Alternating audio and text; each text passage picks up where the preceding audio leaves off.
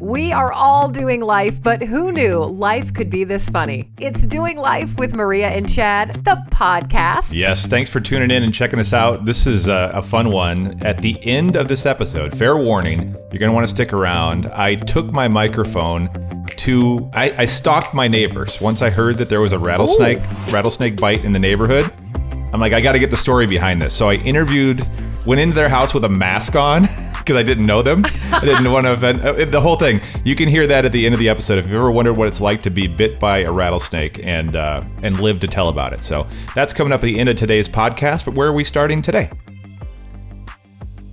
We're going to start with the fact that I went up north, up to near Flagstaff is Elk Meadows, and I had a girls-only fantasy football weekend. So my girlfriend Steph, she owns this cabin up north, and it is a cabin. You know, they're pumping their water, and they have a battery for electricity. And just to preface this, I slept on a cot on the screened-in patio and froze my ass off. Just saying. It was so cold. And that's the only place in the world that you could have a fantasy football draft. You got to do it out in the middle of nowhere. And this is not the first time. You've done this before, right? Right. And there's no internet there, actually. So we stayed there for the weekend so we could drink and play Cards Against Humanity and ride the quads, all that kind of stuff. And then we went into town to do the fantasy football, which was a complete bust because the internet there was crappy too. So I think I got 4 picks in before I had to auto draft. So it was kind of a shit show anyway. Do the pillow fights happen before or after the draft? When does that typically take place on the weekend? Well, the pillow fights happen after a couple bottles of wine in. Okay. And we all get into our underwear. Of course and you do. We take our pillows and we have the pillow fight. And we take slow motion video, and you can search it on YouTube and find it. Everybody wins. We did not Everybody do any wins. Of that. But it's funny. So after we did Yahoo Fantasy Football, and afterwards, Yahoo sends you an email, and it tells you what you're graded, like what your team grade is. And my friend Teresa is really into fantasy football. She takes it very, very seriously. Right. And this is like her throwaway fantasy football league. She's got another 2 or 3 that she does that are $100 and $200 to enter. Oh my gosh. I mean, it's crazy. So the funny part was she gets her grade and it's like a C+. and when I pick my teams, I'm like, oh yeah, that guy was good last year. And oh, he's got a good name and he's got good hair, you know, that kind of thing. Right. Guess what my grade was? A+. I don't know. A-. A-. She was so mad. And part of it was I got Patrick Mahomes. Oh, that's huge. That is huge. It was really good. And I picked him really early. And everybody was like, no, you can't pick him yet. I'm like, I can do whatever I want. I got Patrick Mahomes. Did somebody take Tom Brady? I don't know. Everybody was kind of auto drafting because of the internet was so poor. Although Teresa, the one who's all serious, who got the C+, she picked everybody and she got a C+. Oh my gosh. All right. Be interesting to see. So we'll see. Mm-hmm. I put on our Facebook page, I wanted help with my fantasy football name for my team. The name of the group that we're in is Women Who Score. That's like the name of our fantasy football league. Yeah. The name of my team is Strawberry Saccharita. Strawberry Saccharita. I think I need an explanation. Football sacks. Oh, okay. Now I get Margarita. It. Like margarita. Okay. Saccharita. All right. I saw they had some very creative suggestions from the people that listen to our podcast. And my husband had the same reaction you did. He's like, what? That's a stupid name.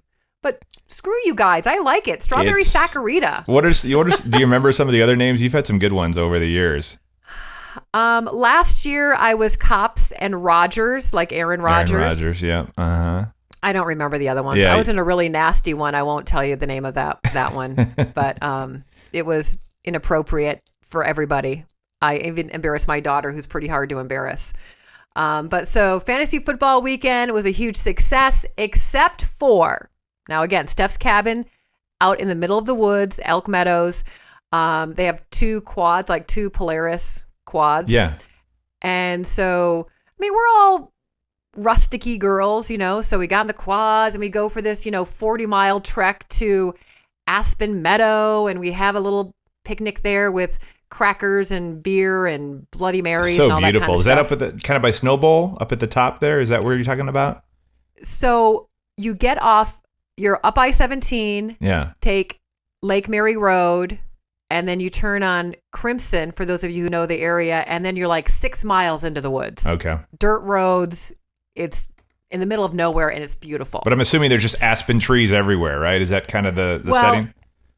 Well, in where we went, yes. I mean, they're not all over. But so anyway, we take the quads, and we go to Aspen Grove or whatever the hell the name of it is, and we have our picnic, and we're headed back, and I get to drive. I'm driving, which is freaking awesome because...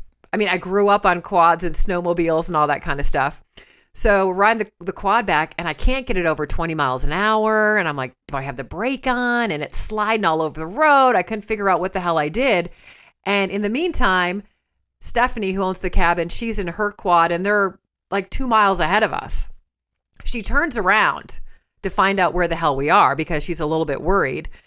And we're putting along, and she goes, what's going on? I'm like, I don't know. There's something wrong with it. She flips her quad around and realizes I not only have a flat tire, that tire is ripped to shreds. I have been riding on the rim for probably a mile.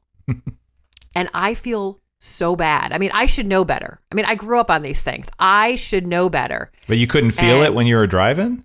No, I didn't hear it pop. Yeah. I think what had happened was when we got to the Aspen Grove, I think the tire went flat, and I just didn't notice it. Took off, because as soon as we got on, back on the dirt road, it was all kind of messy. Mm-hmm. So we're like, well, crap, this is the day we're leaving. So now we're behind schedule. We can't leave it in the middle of the woods. So we park it. We all drive back to the cabin, which was, 30 minutes, 25, 30 minutes. And I'm like, what are we going to do? And so she takes off, gets a spare tire from a neighbor who has a quad, and then it starts pouring rain. I'm like, crap. So again, I feel totally responsible. So we take my car, throw the tire in there. We've got the jack from my vehicle, my regular car. We drive out there. It's pouring rain. I'm like, oh my God, we're going to have to freaking change this tire in the middle of the woods, and it's pouring rain and now freezing. So we get there and we're working on it. Can't get the lug nuts off. We can't get the right torque on it. Luckily, Jim, the bow hunter, happens to come by in his truck, and we're wave him down. Jim! We don't know Jim. We're like, guy in the truck. He comes over, helps us with the tire. We get it all on. Everything's perfect. We have no money to pay him. He's like an older guy, has lived up there forever. He's like, I wouldn't take money anyway. And for those of you who know me, know I love Mexico and Mexican blankets. I happen to have a couple Mexican blankets in the back of my car. So I get one out and I go, hi, I'm kind of obsessed with Mexican blankets. Can I barter you a tire change for a blanket? He just goes, no, I'm good. Just help somebody else down the road, pay it forward. Nicest guy ever. So shout out to Jim, the archer, bow hunter. I hope you get a big elk. Thank you for all your help. You just reminded me, I mentioned at the start of the podcast that at the end of our podcast today, I talked to my neighbor who was bit by a rattlesnake. He had to flag down a car too. So stay tuned for that story at the end of the podcast. I do want to ask you, I got a text from my buddy I went to college with. His name's Chris. He texted me on Saturday and he said, does the name Kathy Smith mean anything to you? And so I looked on Facebook. I thought maybe she was somebody we went to college with. I'm like, that I had forgot about. And that didn't work. So then I Googled it and I'm like, okay, search Google news. I didn't know this person's name, but after reading about her life, she's dead. After I reading about her life, I'm so happy that I learned about her. Let me tell you, and you're going to know so many things about Kathy Smith that you didn't already know. Do I know Kathy Smith? You know who she is, but you don't know the name. Okay. She is the one who injected John Belushi with that fatal drug dose when he died. I think he was 32 years old at the time. She died at age 73, but that is just a very small moment in her life. So she was the one-time girlfriend of singer-songwriter Gordon Lightfoot. You know the song Sundown, da-da-da-da-da? Well, there's a part in that song where it says, "Sundown, you better take care if I find you creeping around my back stairs." So Gordon was married and dating Kathy Smith. And that number one song came because of their relationship. She was like sneaking out. And that's what that whole song is about, is cheating on his wife. And that's Kathy Smith was the girl he was cheating with. Oh my God. I wonder if she got residuals on that song since it was about her. I wonder if she got a little money on the side. She has so many connections to people that you know. Okay, so as I read more about this lady, so she was there. She was the one that helped John Belushi die, had too many drugs. At that same night at the Chateau Marmont in California, earlier in the night, they were doing drugs. Robin Williams and Robert De Niro were there the night John Belushi died. She was selling them drugs, and apparently they all enjoyed cocaine together. And then later on, John died. She must have had a lot of drugs because she sold drugs to Keith Richards and Ron Wood. This is documented in a movie that came out called Wired. And so that's when she met John Belushi, as she was dating Gordon Lightfoot, and Gordon Lightfoot performed on Saturday Night Live. And that's how she became friends and linked up with that. All before this happened, there's a song called The Wait. Do you know that by the band? You know that song? Yeah. I looked up the lyrics. I love that song. It's, where's the darn lyrics here? Because like we don't have the rights to play the song, but you know it's "Take a Load Off, Fanny, Take a Ride." You know that one. So anyway, she was dating all the members of that band, and she was a backup singer in that band, and she dated all those guys, and then she claims that song was also written about her, and her nickname was Fanny. So all this stuff about her, I never knew who she was, but I knew all these different stories. I didn't realize that she was the kind of the line that draws in between all these stories. She actually, so I wondered what happened to her, because she was charged with, involuntary manslaughter for the John Belushi thing. She had to spend 15 years in prison, and then they made her leave the country. They deported her back to Canada, where she's from. And she took a job as a legal secretary, and then she dated all these people afterward. I mean, it's a crazy life that she had. But the best part of this like obituary, so they tracked down Gordon Lightfoot to get a quote, because wait, is he still alive? Apparently, because he gave a quote about her. Okay. And obviously she caused a lot of problems in his life because he got caught cheating with her, but also inspired his number one song. But he wrote, "Kathy was a great lady. Men were drawn to her, and she used to make me jealous. But I don't have a bad thing to say about her." So that's the end of that tale of Kathy Smith. It's just a random name of this person. And he sent that text me, and I'm like, what the Kathy Smith? Is it somebody that I went to college with? Hopefully not. No, it was not. It was just a crazy, crazy life that she had. She sounded like kind of the celebrity drug dealer of the time. Right. Well, that's when I saw that she was, selling drugs to the Rolling Stones, and then hanging out with Robin Williams and Robert De Niro. Like I know it was a much different time then, but just the fact that she was connected to all these different things. And then that song Sundown that everybody knows was about her. I had no idea that was, I sing it. I think it's about the sun going down, like sunset. You know what I mean? I never listened to the words. I don't know what the heck that is. But you said you had a story about hitchhiking from the weekend too. Did you do some hitchhiking? Yeah. No, I did not do hitchhiking, but that's like an incredible story. This woman, her life that she led. Over the weekend when I was up north with my girlfriends, my girlfriend Rachel told us this story, and it almost sounds fake. Now listen to what happened to her. This is a true story. According to Rachel, this is a true story, and she was drunk when she told it. And I drove home with her, and I asked her about it again, and I go, "Was that really true?" She goes, "Yeah, it is absolutely true." So when she grew up, she lived in Kansas. Okay. and she went to college at ASU in Arizona. And she wasn't real close to her family. And so she was going home Christmas Eve, driving from Arizona, I believe she said, back to Kansas to stay with a girlfriend for the holidays. Mm-hmm. So she's on her way, driving alone. Beautiful, tall, blonde girl, 19 years old, sees a hitchhiker. Hey, pick up the hitchhiker. Young kid. This guy gets in her car. And as soon as he gets in her car, she has this weird feeling. And she's driving and she's super nice. What's your name?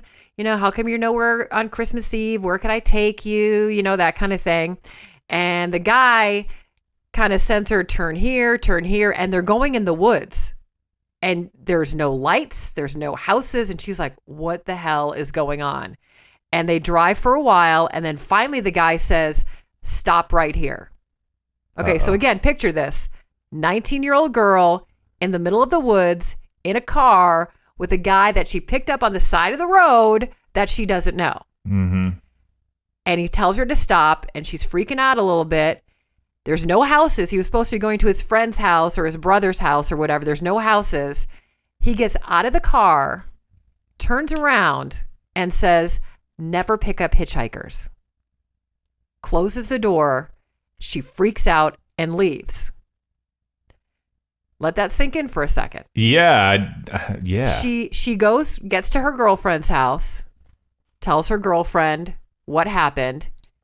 And I don't know the time frame of this. So this is where it kind of gets fuzzy, but I don't know if it was the girlfriend or somebody else happened to look up serial killers at that time. Uh-huh. And apparently at that time that this happened, there was a serial killer around.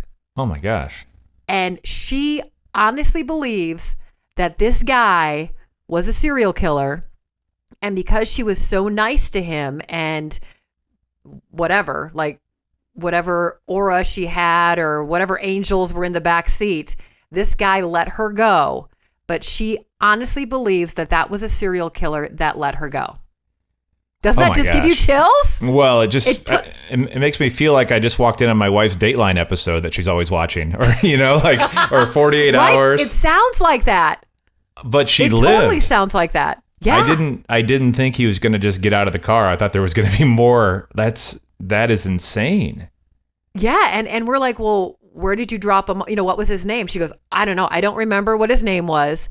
All I remember was him getting out of the car, turning around and looking at me and saying, never pick up hitchhikers. Which is my policy, by the way. I don't think I would ever. Have you ever picked up a hitchhiker? No. I know that if I was on the other, in the situation like you guys had a broke down tire, you needed somebody to come help you with the tire, waving people down. I know that happens in people's lives, but especially if I had my family in the car, I would never. But no, even alone, I don't know. In this day and age, I know that it's not the 70s like we were just talking about Kathy Smith, but it's a different time. I just wouldn't trust it. It's no, thank you. Well, and this was, 30 years ago or whatever. So it was kind of a different time. My husband is quite a bit older. He hitchhiked all over Europe when he was a kid, like 16 years old. So he did his share of hitchhiking. I did pick up a hitchhiker once in my life. That's a whole nother weird story. Sounds like a good one. You want me to tell you? Sure. Yeah. Why would you pick up a hitchhiker? What was the story? Is he cute?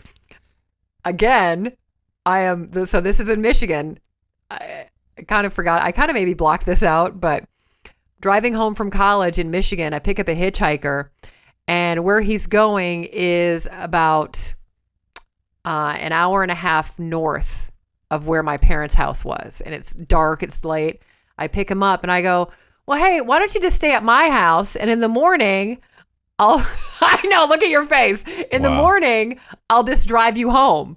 He's like, all right. So I'm a moron. I know. I'm an idiot. I know. All the little words that are jumping in your head right now. I go home, put this guy in the spare room, Next morning, my mom's like, who's this? And I lie. I'm like, oh, just some friend from college. I got to drive him home tomorrow. I mean, nothing happened, but I brought a stranger to my parents' home. He stayed overnight, and I drove him up to, I think, Traverse City or up Charlevoix, something like that. But yeah, that's my hitchhiker story. You and your fantasy football girlfriends are all living dangerously, including you. I've never heard that story, and I've known you a long time. If you're watching on YouTube right now, you can see what we're about to talk about. I took a screenshot of a Fitbit. So you and I used to compete with each other to see how many steps we could get in a week, right? And it was it's Monday through Friday. It's called the Work Week Hustle, and it's used as like a motivator. You know, like I do it with my daughter every week to see who can get the most steps and whatever. So last week I got out of control, and that's why I wanted to put this up here, because I did something that I will never ever do again. So I wanted to put it up here to prove that it happened. So take a guess, because you can't see what's on YouTube right now, Maria. There was, there's a total of 7 people, but it shows the top 5 on here. How many steps, because I won it, I'll tell you that much. How many steps do you think I took in Monday through Friday of last week? Okay, I'm going to guess you did 12,000 a day. So 12 times 5 is 60, so 60,000 steps? Which is about an average week. So there's somebody on this Work Week Hustle that always wins. And so I made up my mind the last week that I was going to beat her. Again, these are complete strangers. I don't know them. Oh, they're strangers. Okay. No, but they're Fitbit friends, I guess. But I've never met them in person. I don't know them. Somehow we linked up on this Work Week Hustle thing. So there's Julie, Patty, Tony, Penny, and myself. Penny G, who I think lives in Florida based on the messages and stuff that she puts on the app, got second place, and she always wins. Last week, I had 107,000 steps and 107,855 steps in 1 week. And Holy crap! It will never happen again. Friday, I knew that it was going to be close. I thought it was going to be closer than it was. I won by 14,000 steps, but I went for a huge long walk in the morning, and then our gym is open again. So I went to the gym in the afternoon, and I'm like, all right, that's enough. I had like 30,000 steps on Friday. But I wanted to, but I told my wife, I go, this is it. On Friday, I'm never having that many steps again. And so I finally won, and I could just let it go. But it's embarrassing, but I'm also proud of the fact that I actually finally won. So I want to say, congratulations. Again, get it all out now. It's never happening again. I'm going back to 60,000 a week or so, something like that. Don't say never. I had blisters on my toes. I mean, I was making fun of myself. I'm like, what am I doing? This is just silly. But I finally won, and it's real, and it happened, and you can see it on YouTube right now. In addition to that, over the weekend, we sat down as a family, and we watched the new Bill and Ted Face the Music movie. I've heard about it. Keanu Reeves is back, Alex Winter, and then the girl who played the wife on King of Queens. She plays Keanu Reeves' wife, but you've seen the original. I think there was a sequel, right? Has there been 2 Bill and Ted movies already? Yeah, there's been a couple. The first one was great. The second one was I don't think I ever saw the first one all the way through. I've seen it in parts. So I saw this one kind of knowing what it's about, but obviously George Carlin is no longer around. Right. So they were able to kind of make it where he was in the movie, which I don't want to ruin it for anybody that hasn't seen it. But I will say, again, not being a fan of the original, having never seen it all the way through, I thought it was really good.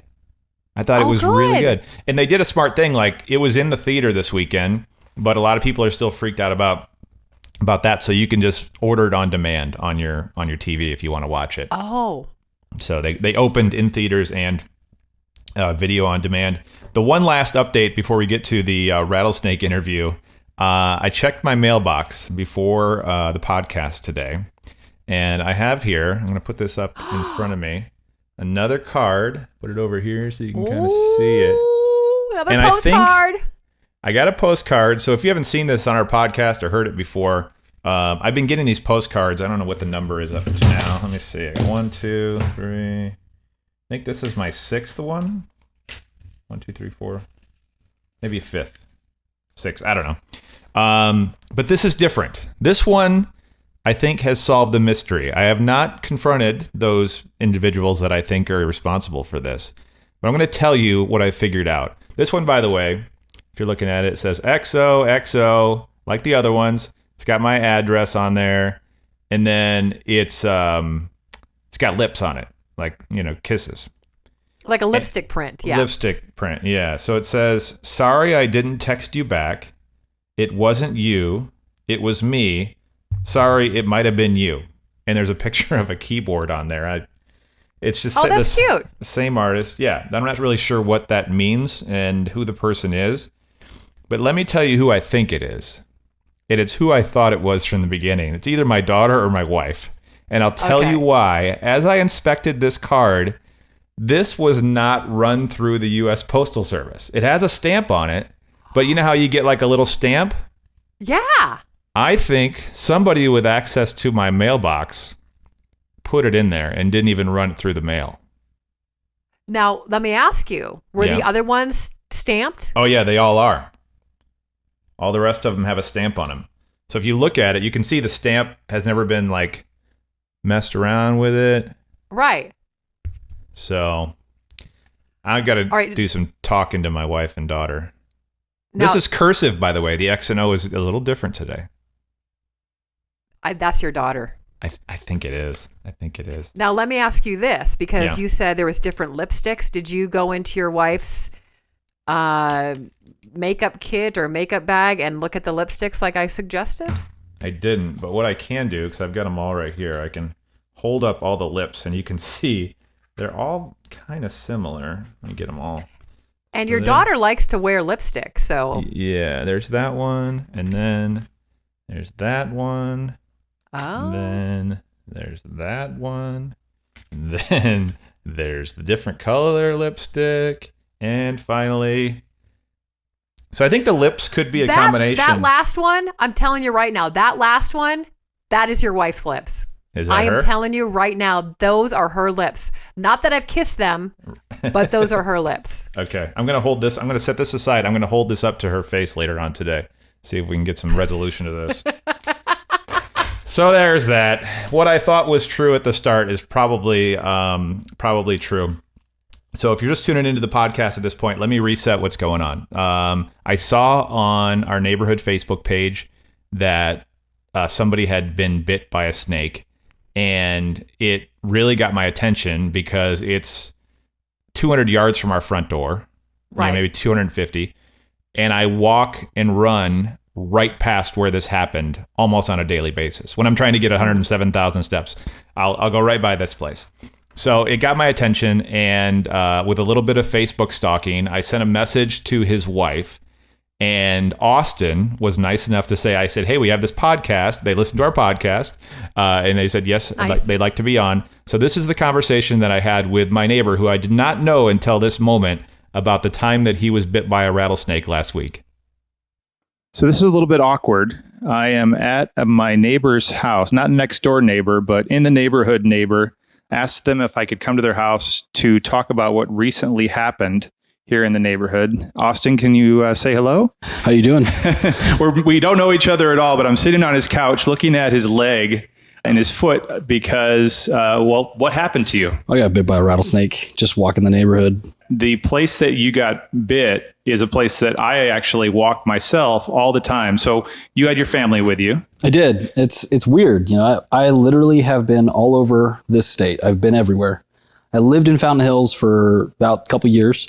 They have rattlesnakes everywhere. Because I've been everywhere and then I get bit in my own neighborhood, it's weird. You're walking down the sidewalk, and I know this area where it happened. I was going out for an evening walk, just trying to get, a little cardio in, a little walking in, except I was wearing a weighted vest to do, weighted vest training. Oh, you're one of those guys, huh? Yeah. The walking isn't enough. I need to carry a ton of bricks with me. Yeah, because I'm military, so it's like you got to have the weight, and the weight really helps with your body and your muscles. So I decided to take off my shoes, specifically to actually like work the muscles in my toes. Okay. And try to really help out with, basically strengthening my ankles and so on instead of just using my shoes. So I go out, do my 2 mile walk. It's about 2 miles from my house to that area, and then back is about 2 mile walk. So it's a nice walk. I do it like almost every morning, but this one I decided to do at night. I started walking, and my family was with me because I actually wanted my sons to start getting more in shape to do like adventurous stuff when they get older. Okay. There's a whole bunch of hiking stuff you can do, right, in the state. So I was trying to get them to get in shape for it. So I took them with me. My wife's with me. My daughter's with me. We're all walking back. We got to the mile marker and started walking back. And I'm on a sidewalk. And right next to the sidewalk, as everybody knows, there's the palm trees, and then there's like a grass area that's trimmed and cut. I take a break from the concrete with my feet. Okay. I walk into the grass to basically give my feet like a little break. And I step right on the snake. And I didn't even notice it. So you're on it, and do you know, like, as soon as you stepped on it, you got bit, or you tried to get away from it? Like you were bit, it was instantaneous. Yeah, because right? when you start walking or running for a longer period of time, the feeling sometimes is not there, right, with your feet. So actually, when I stepped on it, I didn't feel it. Yeah. And I thought maybe it was just another, bump in the ground, bump in the grass, or whatever. And this is not in the rocks. This is an area that's nice and well kept. I stepped in the grass and I got bit immediately. And, at night, being in the state, you got to be like, okay, what the heck was that? I got to know what that was, because it was very, very distinct. Yeah. It wasn't like anything that you would normally feel. A bee sting has a bee sting. Scorpion stings have like their own way. This one just felt a little different, more pain, not as bad as everybody would think, with the bite, but still enough to be very concerned. Like, that's definitely something that's very bad. At night in Arizona, let's get eyes on here. We got to figure it out. So immediately, this is in like a split second, I turn and I'm like, what is that? My wife's like, what? Is I just got bit. I'm trying to find it. She saw it actually fly off my foot. Okay. Because I kicked it with my foot. She gets out the light. I see the black object slithering on the concrete. He's upside down, trying to get himself back up. And it's a snake, a rattlesnake, and it's 12 inches long. Okay. Which is not very long. Not very long. Yeah. But 12 inches, baby, very bad. It can be very bad. Mm-hmm. I've been always told that usually the younger types of venomous creatures rely more on their poison to survive. So they end up either injecting more because they also do not know how to control it. Okay. So at that point, identified immediately it's a rattlesnake. And I'm like, well, that's crap. Okay, this is bad. But immediately it went into what I was told by park rangers and other people who've been taught to deal with rattlesnakes. Number one, first thing, stay calm. Yeah. Second, you're staying calm. You do not want to elevate your heart rate. I have my kids with me. Not only do I need to be a role model for them, but I need to also take care of myself. So I'm like, it's fine, guys. It's fine. We're not that far from home. I'll go to the hospital. It'll be good. You walked home. I did not walk home. Okay. Now, I'm about like maybe a half a mile from the house. And first in my mind, I'm like, okay, I can walk home. I really could. Because even park rangers, if you ever get bit hiking, they say, calm down, read instructions, try to calm yourself down, and then walk out, out of a trail. I was about to just walk home. It was only half a mile, no big deal. But immediately I'm like, maybe that's not a good idea. I got the kids. Maybe I should flag somebody down. Let's see how many cars are going by. So a car actually passed by when I was thinking this train of thought, and I missed that opportunity, and I saw another car coming, and I was like, okay, I got to flag this one down. And I'm like, no, I'm going to get this one down. I'm flag it down. So I got somewhat in the road, and I'm like trying to wave it down. Right. Luckily, they stopped, and I'm surprised. They were amazing. Yeah. We told her it was a situation, and she led us into the truck, and she immediately took me to the hospital. Like, not even 5 minutes later, I'm in the ER. Oh, wow. I'm like shocked, like, this is amazing. I was lucky to get this. I didn't have my ID. I had nothing on me, So I walk in the hospital, and they immediately took care of me. And your family did not go because it's COVID. No, yeah. So you went and they took care of you. What is taking care of you? Anti-venom immediately? No. So they have to make sure, like, okay, there's certain characteristics have to happen, certain symptoms have to happen in order to get antivenom. And I wasn't showing the first signs within the first 3 hours, which is good. But one of the key indicators is certain types of swelling, but then it has to be like a spreading of swelling. Okay. So swelling in the immediate area can be normal from a snake bite. There's not a guarantee that they actually injected their venom.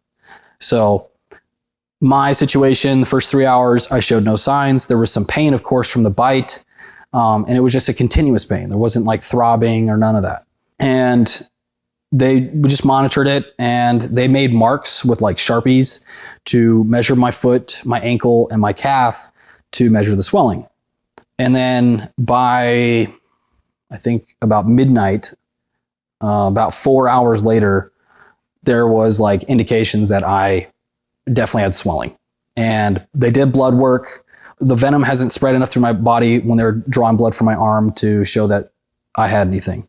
But once they saw the swelling go from foot ankle to like somewhat up the calf, they immediately saw it. And they're on the phone with toxicology down in Phoenix at Banner University. So they're constantly talking to them, trying to figure out what's going on, making sure what to do.